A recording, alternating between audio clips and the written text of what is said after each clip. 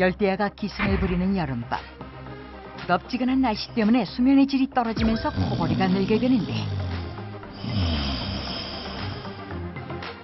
이 코골이가 뇌졸중을 높인다? 평소 코골이가 고민이라는 시청자가 실험맨으로 나섰다. 코골이 경력 7년차 공재문 씨. 잠잘 때 코 고는 모습을 녹화를 해서 한번 보여준 적이 있습니다. 누가요? 제 와이프가요. 그래서 너무 충격 먹고 이제 네. 어떻게 제가 코 고는지 그렇게 심하게 고는지를 처음 알아가지고요.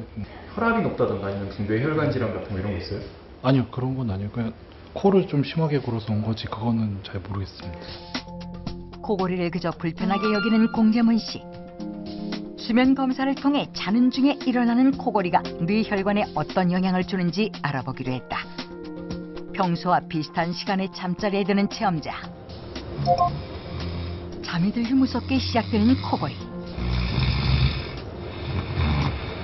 이 코골이는 밤새도록 이어지는데 혹시 유난히 피곤했던 건 아닐까?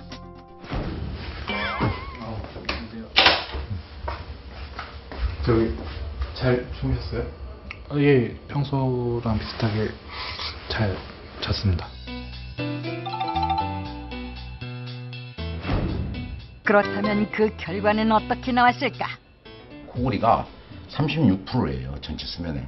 그러면 10시간 주무시면 거의 4시간을 코를 고신다는 얘기잖아요. 4시간 코 골고 2시간은 무호흡 있고 무호흡 있고. 무호흡이라고요? 무호흡이라는 게 이제 시간당 네. 22번이 나왔어요. 원래 정상은 5번 미만이어야 되는데 22번이 나왔어요. 심한 코골이에 동반되는 수면 무호흡.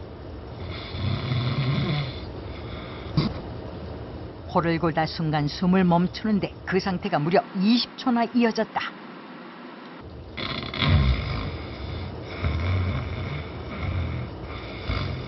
무호흡이 생긴 이후에는 뒤척거림까지 발생. 체험자의 수면 다원 검사 결과 자는 동안 총 1시간 넘게 숨을 안 쉰 것을 알게 됐다. 이는 뇌혈관에 어떤 영향을 미칠까? 수면 무호흡 있으신 분들은 이미 뇌졸중이 7배가 많습니다. 7배. 잠잘 때 혈압이 10에서 25%가 떨어져야 돼요, 혈압이. 근데 코 고시는 분들, 무호흡이 있으신 분들은 오히려 혈압이 올라가요. 지금 혈압이 떨어져야지 혈관이 편안하게 쉴 텐데 혈압이 올라감으로 인해서 혈관이 그 압력을 이겨낼 수가 없죠. 혈관들이 터지면 그게 뇌출혈이죠. 특히 무호흡 상태를 나타내는 그래프와 심장박동의 그래프가 유사한 형태를 보였다. 무호흡이 발생할 때마다 심장박동이 빨라지는데 혈액 내 산소가 떨어지면서 심장이 더 많은 혈액을 내보냈기 때문. 고려대학교 신철교수팀의 연구 결과 수면 무호흡이 있는 경우 뇌졸중 발생률도 높은 것으로 밝혀졌다.